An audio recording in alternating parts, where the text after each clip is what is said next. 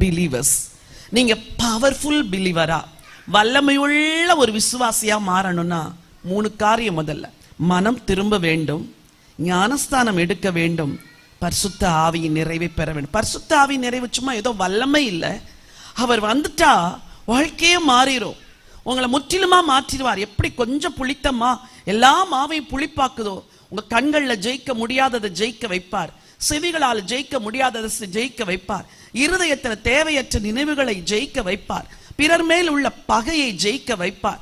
இப்படிப்பட்ட ஒரு வாழ்க்கை தான் வல்லமையுள்ள ஒரு வாழ்க்கை, ஆவியினால் நிறைந்த வாழ்க்கை. ஆவியினால் நிறைவது என்பது ஏதோ ஆலயத்துல வந்து ஆராதனை நேரத்துல நல்லா கை கொட்டி தேவனை பாடுறது மட்டும் அல்ல.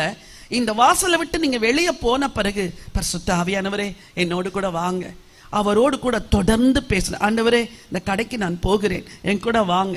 ஆண்டவரே உமக்கு சித்தமானதை நான் வாங்க எனக்கு உதவி செய்யுங்க. ஆண்டவரே என் வீட்டுக்கு போகிறேன், உங்க பிரசனம் எனக்கு முன்னாடி போகட்டும். ஆண்டவரே என் வீட்டு சூழ்நிலைகள் எல்லாம் பொறுப்பெடுத்துக் கொள்ளுங்க. அப்படி நடக்கும்போதே அந்நிய பாஷையில பேசிட்டு நடக்கணும். அப்புறம் வேலை செய்யும் போதே அந்நிய பாஷையில பேசிட்டு வேலை செய்யணும்.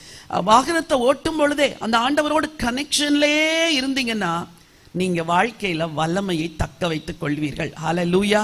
நீங்க காத்திருந்து பரிசுத்த ஆவியின் நிறைவை நீங்கள் பெற்றுக்கொள்ள வேண்டும். பரிசுத்த ஆவியின் அபிஷேகம் வந்த பிறகு வாழ்க்கை வல்லமையாய் மாறிவிடும். ஹல்லேலூயா.